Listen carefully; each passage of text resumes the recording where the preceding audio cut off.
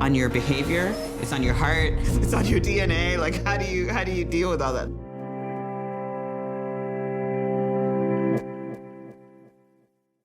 Doing a documentary like this sometimes takes a lifetime. I don't know how long it's taken you.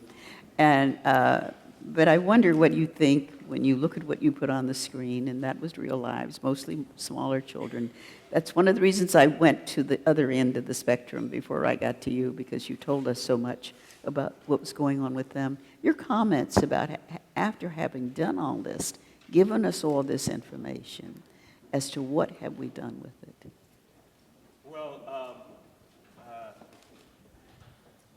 so if you don't mind, if I can just take 10 seconds to acknowledge my team from KPJR Films that are here, because none of this could have happened without them. My co-collaborator, writer, editor, Jen Bradwell, please stand up and just say hello.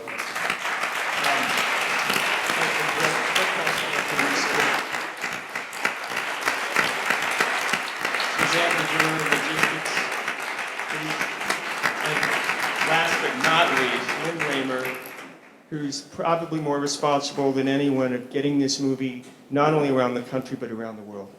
So thank you.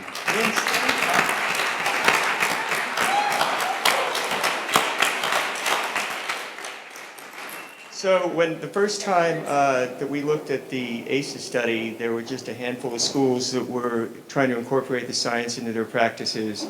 There were just a handful of clinics, notably Nadine's. And in the 4 years since I first read the study, it's remarkable how much it's grown. So what I've seen just in the time of starting the film and what's going on now is extraordinary. There's so many school districts that are now calling themselves trauma-informed. The state of Utah just passed state legislation saying that they consider themselves a trauma-informed state and designated money in the state budget to support that claim. And so these things are changing. The patterns that I see is it starts with remarkable individuals, truly special people, and others that have carried the movement that are in the film. And then the community starts to grab onto it, and the nonprofits, the faith-based communities, the public sector in each community, and then slowly but surely things build. And I think eventually, in spite of what it looks like right now, perhaps the federal government will kick in at some point in the future. So any cynicism available to you right now coming from you? No, I mean, I think the wonderful thing is the things I see that are so inspiring are happening in our own communities, in our own cities, in our own ways. And each community that I've been in that has embraced this, I see this thing that Nadine describes, which is the importance of becoming holistic and getting everyone working together in pediatrics, education, juvenile courts, law enforcement, and working with each other because they're basically trying to do the same thing in their own unique ways. So I feel hopeful. Obviously, the broader issues, the underlying stressors that are just so stubborn and consistent, rates of poverty, joblessness, inequity, gender inequities, economic inequities. Those are the things that, they have to be dealt with. But at least in the interim, as these inequities continue to create so much trouble, there are tools for people to actually survive them. And it's people up here on the stage that can do that. So I'm just glad to be up here. Great. And I guess, would you say you're still in a learning experience with this at all? Sorry? You're still in a learning experience with this? Are you learning something new? Have things moved to the fact I would say, well, learning, I would say inspiring. I mean, it's every time, I've been to Columbia. I've talked with people that see this issue through the lens of what does it mean to have kids who've grown up in the middle of a war. The war is coming to a close, but these kids know nothing other than either killing or being shot at. And I've seen the strength it takes for people to come together and prepare to deal with that. I was in Kazakhstan last October, where the cultural pressures there are that there are simply no problems. Nobody has problems in Kazakhstan.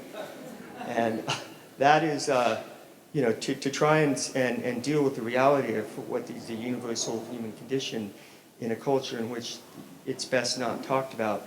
It has its own unique, and to see people providing for kids and finding ways to do the kinds of things that everybody up here is doing in spite of a top-down approach, which is that everything's fine. And so, I'm just inspired. So it's learning, but for me, it's just so awesome to see. So, Doctor, you started wanting to deal with childhood illnesses.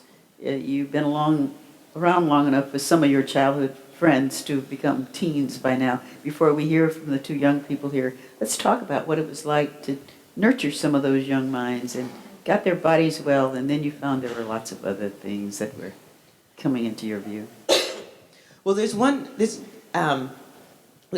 about what you just said in terms of nurturing their bodies and then seeing what's happening with their minds. And there's one really, really powerful thing that, if there's one thing I want to leave for this audience, is an understanding that this science gives us additional tools to understand what's going on.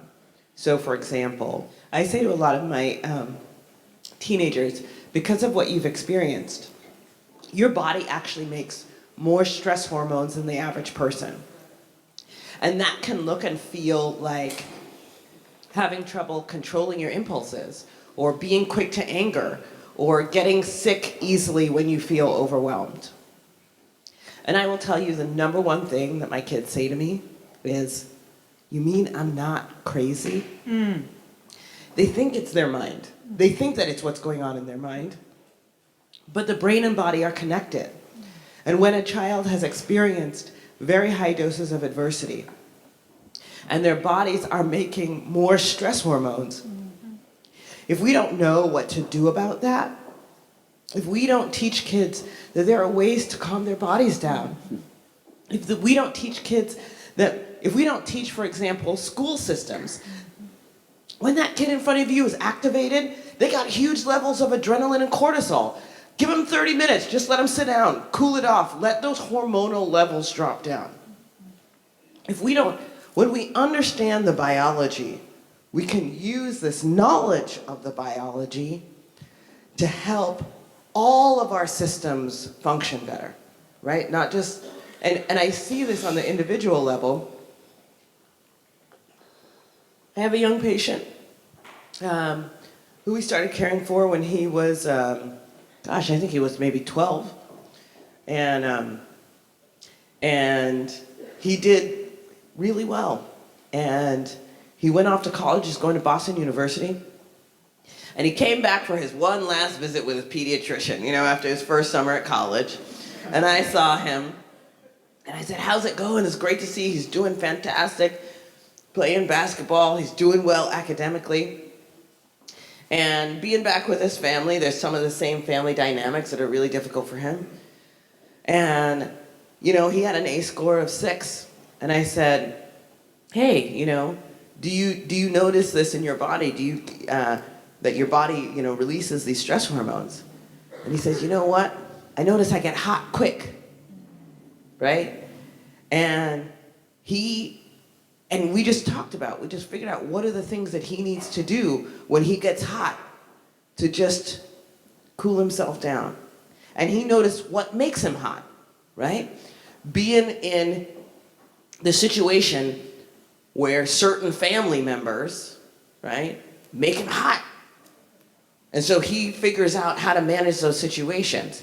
And he knows when he's in a relationship, if he's in a healthy relationship with someone who's supportive, right, and nurturing, versus what happens when he's in a relationship with someone who may or may not have their own aces. Most likely, we all do, right? So, and how they navigate that when she's triggered, right? Those concrete tools, I think, are the absolute most critical things that comes out of us understanding this information, which is, what do we do and how do we interrupt that intergenerational cycle? How do we make a choice, a different choice for ourselves, a million different choices every day, so that our kids do not have the same ACE scores that our generation does. Right?